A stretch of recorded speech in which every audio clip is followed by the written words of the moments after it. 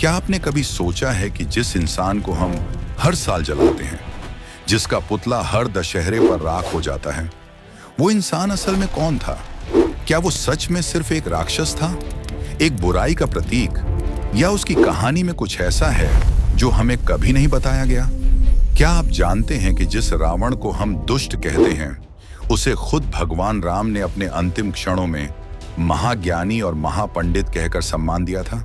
क्या आप जानते हैं कि रावण ने सीता माता का अपहरण किया था, लेकिन उन्हें एक भी बार स्पर्श नहीं किया, उनके साथ किसी भी तरह का अत्याचार नहीं किया?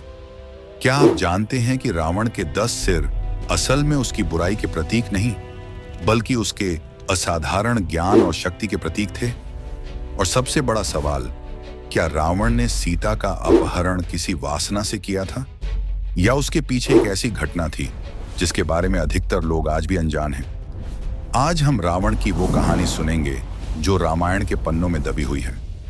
जो कहानी सिर्फ बुराई की नहीं, बल्कि एक ऐसे इंसान की है जो एक तरफ महाज्ञानी था, महाशिव भक्त था, एक महान राजा था, और दूसरी तरफ घमंड, क्रोध और अहंकार ने जिसे तबाह कर दिया।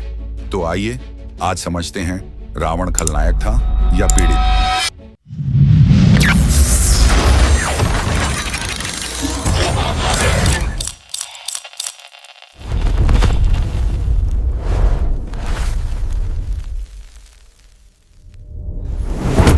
रावण की कहानी शुरू होती है एक ऐसे परिवार से जिसके बारे में बहुत कम लोग जानते हैं। रावण का असली नाम था दशानन, यानी 10 मुखों वाला। कुछ लोग उसे दशग्रीव भी कहते हैं। उसके पिता का नाम था विश्रवा, जो महर्षि पुलस्त्य के पुत्र थे, और महर्षि पुलस्त्य कोई साधारण ऋषि नहीं थे। वे ब्रह्मा जी के 10 मानस पुत्रों में से एक थे, यानी रावण के परदादा खुद ब्रह्मा जी थे। तो रावण का खून पूरी तरह से ब्राह्मण था। वो ब्राह्मण था, पक्का पंडित। लेकिन उसकी माता का नाम था कैकसी, जो राक्षस कुल की थी, सुमाली नाम के राक्षस की पुत्री। यही वो द्वंद्व था जो रावण के जीवन भर उसके साथ रहा। एक तरफ ब्राह्मण पिता का संस्कार, ज्ञान की परंपरा, देवताओं का आशीर्वाद, दूसरी तरफ राक्षस माता का महत्वाकांक्षी स्वभाव, शक्ति की भूख, सत्ता पाने की ललक। कैकसी ने जब विश्रवा आर्षि से विवाह किया तो उसका एक ही सपना था, उसके पुत्र तीनों लोकों में सबसे शक्तिशाली हों, और उसने रावण को उसी सपने के साथ पाला। रावण बचपन से ही असाधारण था। उसने बहुत कम उम्र में 4 वेद कंठस्थ कर लिए थे। शत शास्त्रों का उसे पूर्ण ज्ञान था। ज्योतिष में वो इतना निपुण था कि जन्म के समय ग्रहों की स्थिति को अपनी इच्छा के अनुसार बदलने की कोशिश उसने की थी। जब मेघनाद का जन्म हो रहा था, संगीत में उसकी कोई बराबरी नहीं थी। वीणा बजाने में वो इतना कुशल था कि उसने खुद अपनी नसों को वीणा की तार बनाकर शिव स्तुति रची थी। आयुर्वेद में वो इतना पारंगत था कि उसने अर्क प्रकाश नाम का एक ग्रंथ लिखा, जो आयुर्वेद का एक महत्वपूर्ण ग्रंथ माना जाता है। तंत्र विद्या में वो महाकुशल था।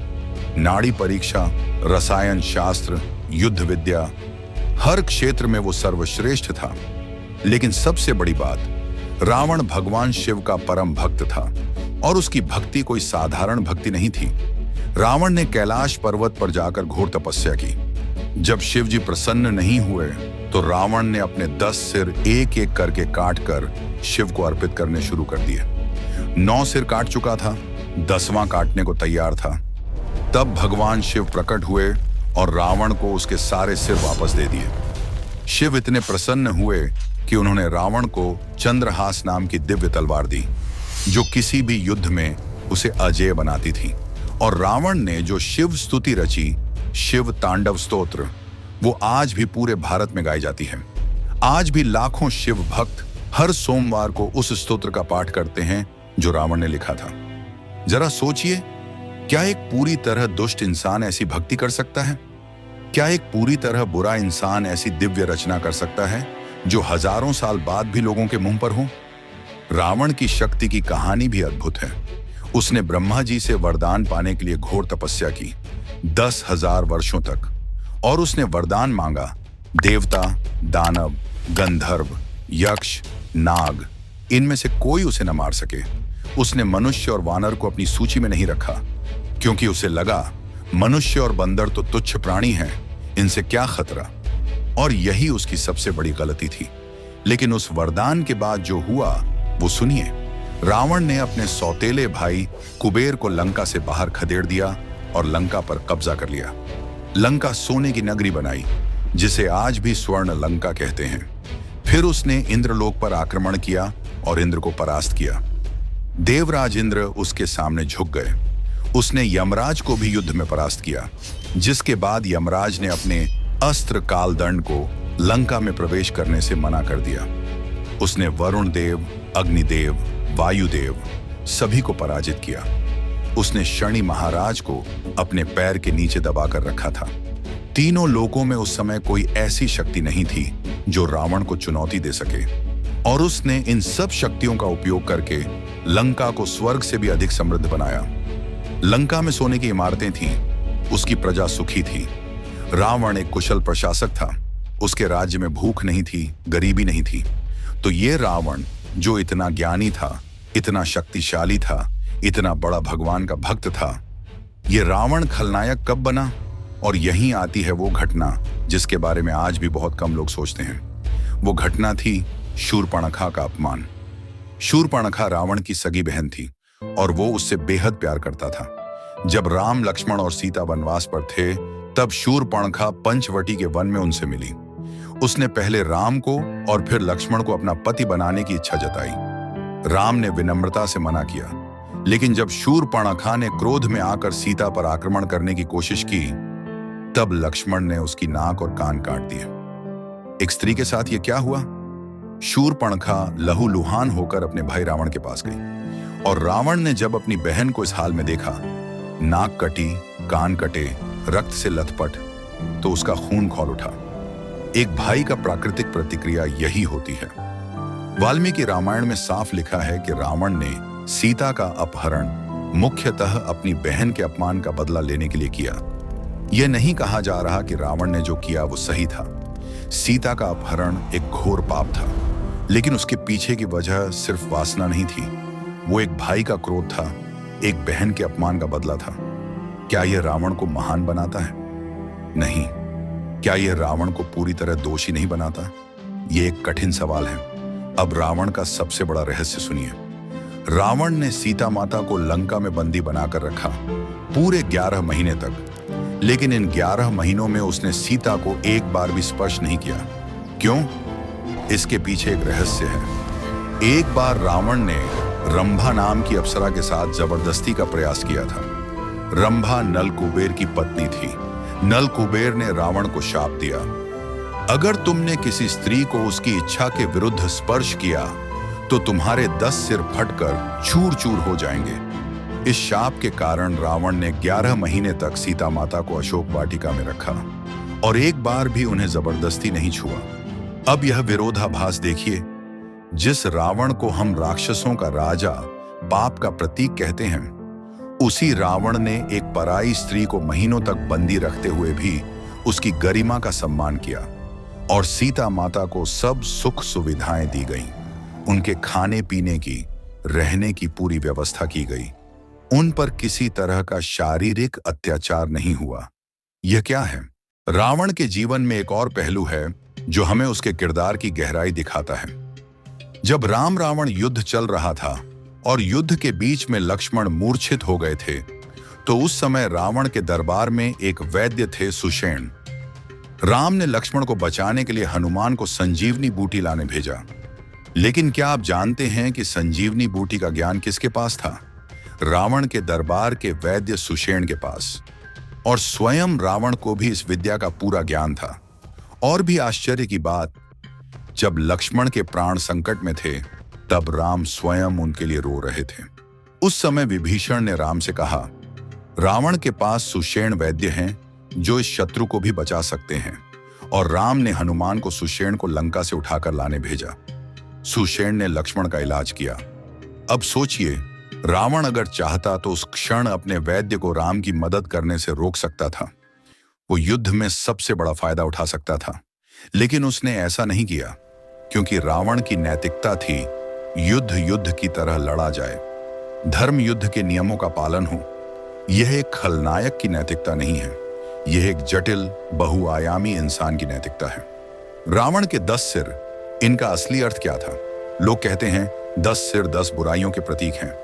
काम, क्रोध, लोभ, मद, मत्सर, मोह, घृणा, ईर्ष्या, भय, अहंकार। लेकिन एक और परंपरा है जो कहती है रावण के 10 सिर उसके असाधारण ज्ञान के प्रतीक थे। 4 वेद, ऋग्वेद, सामवेद, यजुर्वेद, अथर्ववेद, 6 शास्त्र, शिक्षा, कल्प, व्याकरण, निरुक्त, ज्योतिष, छंद, यानी 10 सिर बराबर 4 वेद प्लस 6 शास्त्र का संपूर्ण ज्ञान। हिंदू परंपरा में जो व्यक्ति चारों वेद और 6 शास्त्र जान ले उसे दशमुख कहते हैं, 10 मुखों वाला। यानी इतना ज्ञानी कि मानो उसके 10 मुख हों, हर मुख से एक अलग शास्त्र बोलता हो। रावण सचमुच ऐसा था।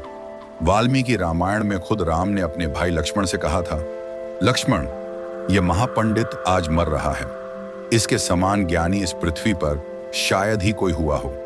जाओ, इसके पास बैठो और इससे राजनीति और ज्ञान की बातें सीखो। इसके जाने के बाद यह ज्ञान दुनिया से चला जाएगा। यह बात सोचने वाली है। राम जिसे मारते हैं, जो उनका सबसे बड़ा शत्रु था, उसकी मृत्यु के क्षण में वो उसे महापंडित कहते हैं और अपने भाई को उससे ज्ञान लेने भेजते हैं। क्या यह एक साधारण खलनायक की कहानी है?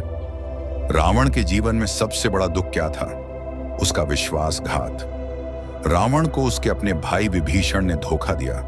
उसने राम को रावण के सबसे गुप्त रहस्य बताए कि रावण की जान उसकी नाभि में है, उसी अमृत में जो नाभि में छिपा है। जब विभीषण ने रावण का साथ छोड़ा और राम की सेना में जा मिला, तब रावण को गहरी चोट लगी।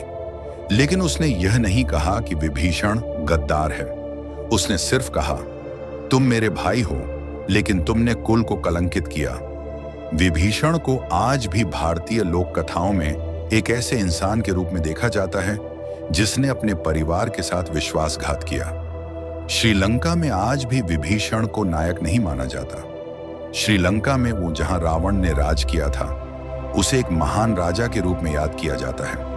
वहां कई जगहों पर रावण के मंदिर हैं। स्थानीय लोग उसे एक कुशल शासक, एक बुद्धिमान राजा के रूप में जानते हैं। यह 2 अलग अलग दृष्टिकोण हैं और दोनों में सच्चाई है। रावण के पतन की कहानी कहां से शुरू होती है? उसके पतन की शुरुआत हुई अहंकार से। रावण को यकीन था कि वो अजेय है। देवता उसे नहीं हरा सके, यमराज उसे नहीं छू सके, इंद्र उससे हार गए, तो फिर कौन उसे मार सकता है?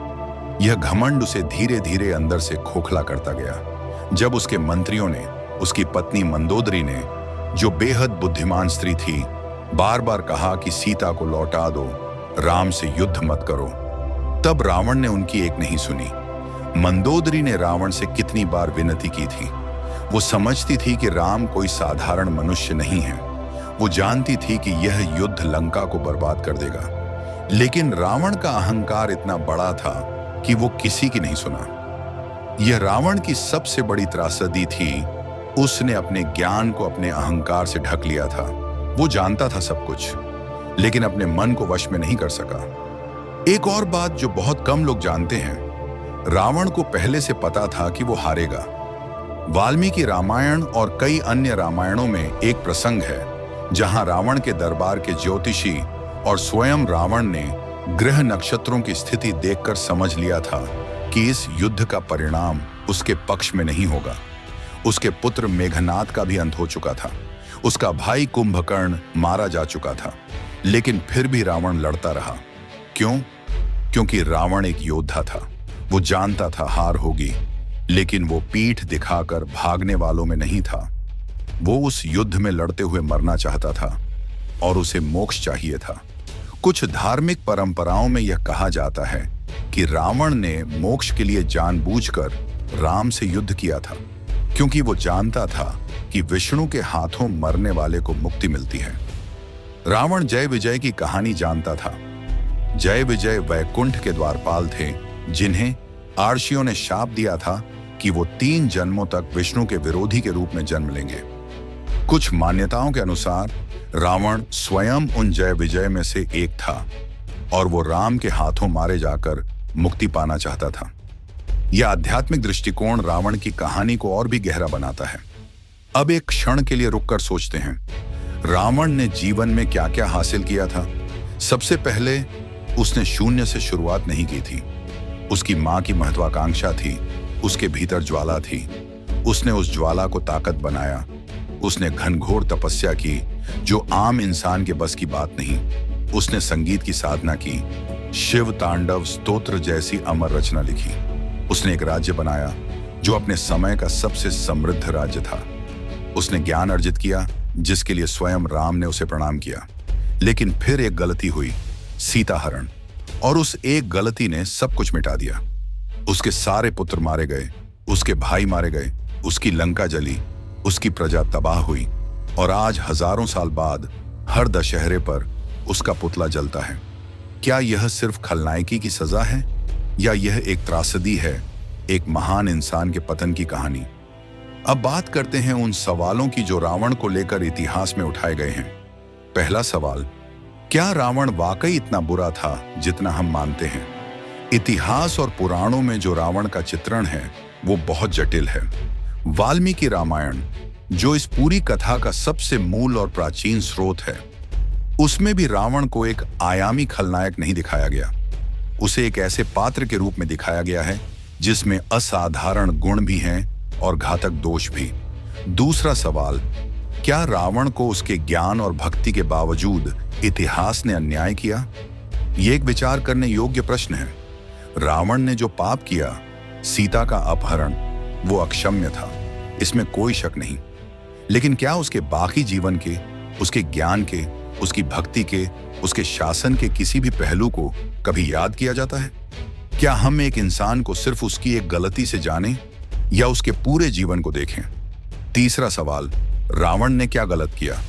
यह सबसे स्पष्ट सवाल है। रावण ने एक पराई स्त्री का अपहरण किया। यह उसका सबसे बड़ा पाप था। उसने अपने अहंकार में आकर हर उस इंसान की बात अनसुनी की जो उसे सही रास्ते पर लाना चाहता था। उसने अपने पुत्रों को, अपने भाइयों को, अपनी प्रजा को एक ऐसे युद्ध में झोंक दिया जो वो जानता था वो नहीं जीतेगा, और यह उसका सबसे बड़ा दोष था। तो आखिर रावण खलनायक था या पीड़ित? सच यह है कि रावण दोनों था। वो खलनायक था क्योंकि उसने एक पराई स्त्री का अपहरण किया, क्योंकि उसने अहंकार में आकर अपने ही लोगों को तबाह किया, क्योंकि उसने अपने असाधारण ज्ञान और शक्ति का उपयोग अधर्म के लिए किया। लेकिन वो पीड़ित भी था क्योंकि उसके भीतर जो सबसे बड़ी बुराई थी वो बाहर से नहीं आई थी। उसकी मां ने उसे शक्ति की भूख दी। उसकी परिस्थितियों ने उसे वो इंसान बनाया जो वो था। उसकी बहन के अपमान ने उसे उस रास्ते पर धकेला जिसने उसे बर्बाद कर दिया, और उसका खुद का अहंकार जो उसकी सबसे बड़ी दुश्मन बन गई। रावण की कहानी दरअसल एक बहुत बड़ी सीख है। यह सीख है कि ज्ञान और घमंड एक साथ नहीं चल सकते। यह सीख है कि शक्ति जब अहंकार के हाथों में जाती है तो वो सब कुछ नष्ट कर देती है। यह सीख है कि एक क्षण का क्रोध, एक क्षण का गलत निर्णय पूरे जीवन की तपस्या, पूरे जीवन की उपलब्धियों को धूल में मिला सकता है।